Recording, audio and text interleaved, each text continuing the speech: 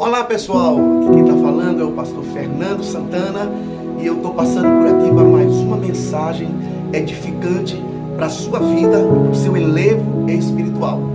Mas antes, eu queria lhe fazer um pedido. Se você ainda não é inscrito no canal, que você possa se inscrever aqui no canal e que você possa ativar o sininho, as notificações, para que vocês possam receber mensagens cada vez que a gente gravar uma mensagem. Te peço também que ao término você deixe o seu like, isso é muito importante para que você possa nos ajudar. E se quiser deixar algum comentário para que a gente possa cada dia mais ser inspirado por Deus, isso será de grande valia. Muito bem-vindos, ok? Muito bem-vindos ao meu canal. Eu sou o pastor Fernando Santana e eu tenho uma palavra para a sua vida nesse dia de hoje. O texto que eu vou ler está escrito no livro de Lucas, no capítulo de número 15. É muito conhecido. A epígrafe do texto diz a parábola do filho pródigo. No final dessa parábola está escrito assim, no versículo 31 e o versículo 32.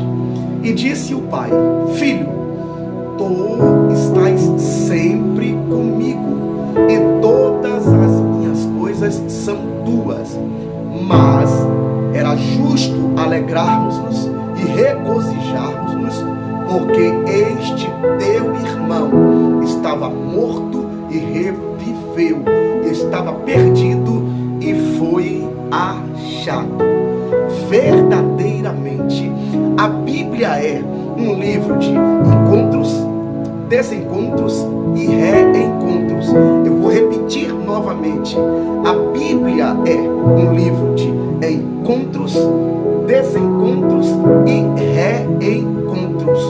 O texto que lemos começa dizendo que um pai tinha dois filhos, um mais moço e o outro mais velho. O filho mais moço toma uma decisão, motivada pelo desejo de independência. Ele decide pedir ao pai que repartisse a herança entre ele e o seu irmão e que desse a ele a parte que lhe cabia. O pai pega a herança e reparte entre os dois, dá para o mais moço a sua parte. O texto bíblico diz que poucos dias depois da atitude tomada pelo pai, realizando o desejo do coração do seu filho, o filho mais moço pega tudo que lhe cabe e vai embora para uma terra bem distante. E o texto diz que ele vai para uma terra longínqua, um lugar cada vez mais longe e mais distante da casa do seu pai. E a primeira coisa que eu queria deixar bem claro é a motivação do coração desse rapaz. É a motivação da independência, de viver uma vida independente do pai. Por quê? É possível que esse menino mais moço não fosse alguém que se submetesse às regras, porque a casa do pai existem regras a serem seguidas. Todos os lugares existem regras a serem seguidas. E é muito possível que o desejo de independência daquele menino era um desejo de viver uma vida onde ele mesmo ditasse as normas e as regras para a sua vida.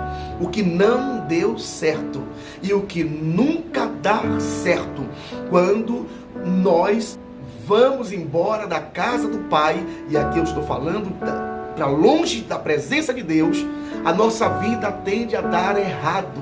Por quê? Porque viver sem regras não é uma vida de liberdade. Viver sem regra é uma vida que pode promover escravidão e não liberdade. Esse moço gasta todo o seu dinheiro de forma dissoluta, porque não tinha freio. E ele vai gastando, até que chega a um ponto que ele não tem mais nada daquilo que o pai havia te dado, daquele dinheiro que o pai havia dado para ele. E agora, ao invés dele voltar para casa, o desejo de independência era tão grande que ele vai buscar trabalho com as pessoas da cidade. E ninguém lhe dava nenhum trabalho. Só restou para ele o trabalho de apacentar porcos. E ele vai apacentar os porcos, mas ele deseja alimentar-se das alfarrobas das comidas que os porcos comiam, e ninguém lhe dava nada. Mas isso foi fundamental. Ir tão distante foi fundamental para que ele pudesse voltar novamente. Ninguém consegue chegar tão distante que Deus não consiga trazê-lo de volta.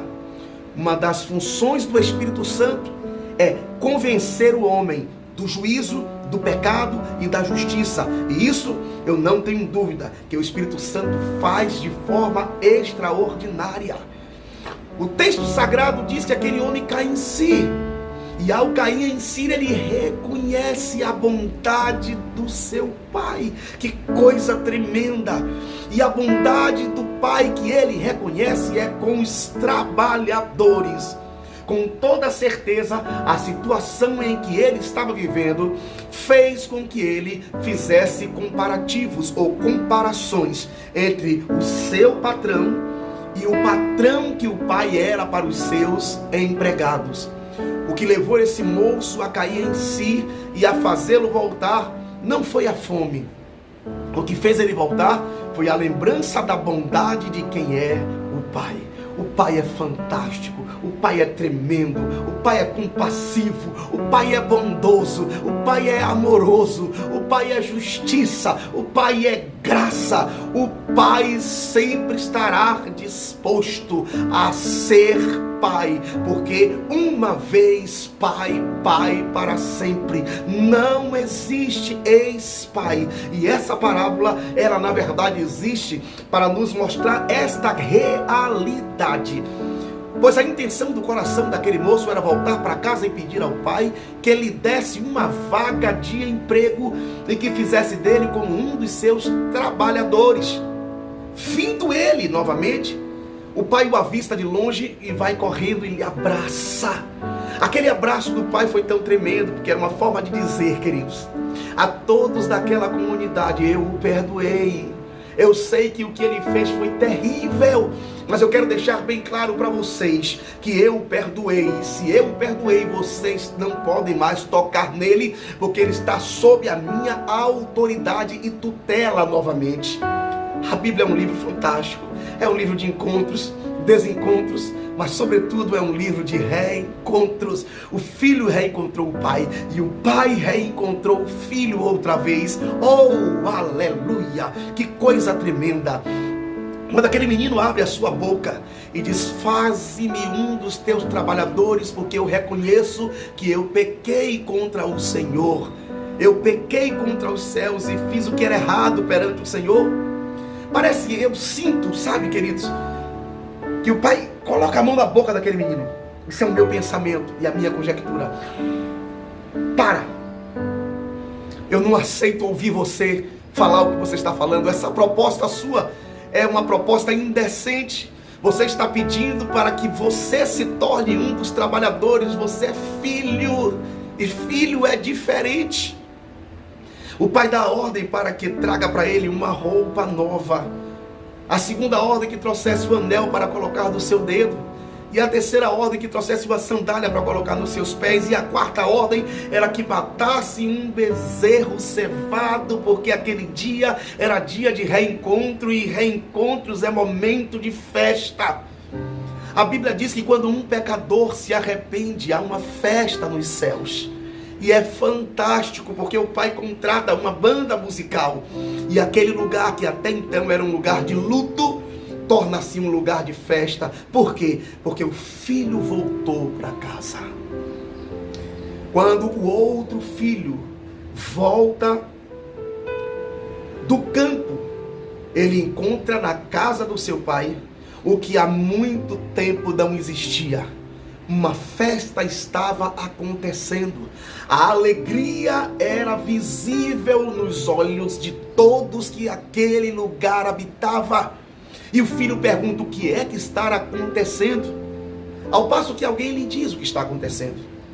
Alguém vai dizer para ele: o teu irmão voltou. E o teu pai alegre está celebrando a volta do teu irmão. É momento de reencontro. Ora, queridos, mas um momento de reencontros é alegria para um e infelizmente tristeza para outros. Porque o filho que ficou em casa não se alegra por nenhum momento e decide tomar uma atitude essa onde ele, como um burro empacado, não sai do lugar. Aí eu não entro nessa festa, eu não entro nesse lugar, eu não entro, de modo que o pai tem que sair para conversar com ele. E o pai vai dizer: filho, entra. E ele diz: não vou entrar. E a razão pela qual eu não vou entrar é que esse teu filho gastou o dinheiro de forma dissoluta. Percebe? Esse teu filho. Não é esse meu irmão, é esse teu filho. Gastou dinheiro de forma dissoluta, em prostituição. E agora ele volta para casa e o Senhor faz uma festa para ele. E eu que sempre estive aqui com o Senhor nunca me deu um cabrito para que eu me alegrasse com meus irmãos. Você percebe a discrepância, o antagonismo entre o pensamento desses dois moços, desses dois irmãos? Um vai embora, mas reconhece que o pai é bom. Outro fica em casa e está agora reconhecendo que o pai é ruim, que não dá nenhum cabrito para ele se alegrar. Como é que é isso? O que é isso? O texto diz que o pai começa a assistir. Vamos entrar, participa da festa. O desejo de um pai é ver a família reunida, ver os filhos celebrando a vitória do outro. Queridos, a Bíblia nos orienta a chorarmos com os que choram, mas também nos alegrarmos com os que se alegram. Eu queria dizer uma coisa para você: é muito mais fácil a gente chorar com quem chora do que se alegrar com quem se alegra. É possível que aquele menino diversas vezes tenha sido alento no coração do pai, chorando com o pai, mas agora o pai estava alegre e ele não tem a capacidade, sabe, é muito mais forte do que ele, e ele não quer se alegrar junto com o pai pela volta do seu irmão. E ele acha injustiça da parte do pai receber de volta alguém que um dia o abandonou. Só que aquele menino não sabia o que a gente sabe hoje. É que a Bíblia é um livro de encontros, desencontros e reencontros. O que estava acontecendo era o reencontro, e o reencontro sana todos os desencontros. E isso é possível quando há arrependimento. A Bíblia diz que quando uma pessoa se arrepende, os céus celebram. E se os céus celebram, a terra tem que celebrar também. E o que o pai estava fazendo era a celebração. O pai olha para o filho e disse: filho, você não entendeu nada. Mesmo vivendo aqui comigo, você não entendeu as coisas. Tudo que eu tenho é teu. Se você não usufruiu, é porque você não quis usufruir. Não era necessário que eu lhe desse. Você podia pegar o que você quisesse. Afinal de contas, eu reparti entre vocês dois a parte de vocês. E o que eu tenho é seu. Tudo era seu. E você nunca usufruiu de nada. Queridos, é uma tragédia tão grande ir embora da casa do pai. Mas tão grande tragédia também é ficar na casa do pai e não reconhecer a bondade do pai, e não usufruir daquilo que lá está e que nos pertence também. O pai olha para o filho e diz: filho, era necessário que isso acontecesse. Tudo que está acontecendo aqui aconteceu porque havia uma necessidade. E eu fico pensando que existem coisas às vezes que fogem da compreensão humana, mas que são necessárias. Você entende isso? Era necessário aquele filho ir embora. Se ele não fosse embora, ele não reconheceria como que ficou a bondade do pai. Sabe? Não que a gente tenha que sair, mas eu queria dizer a você: não saia, reconheça estando dentro. Porque é perigoso sair e passar por tudo aquilo que aquele menino passou e talvez não ter a oportunidade de voltar novamente. Mas também é necessário, querido, que a gente, estando dentro de casa, receba de volta com alegria e com júbilo aqueles que um dia já estiveram conosco e foram embora.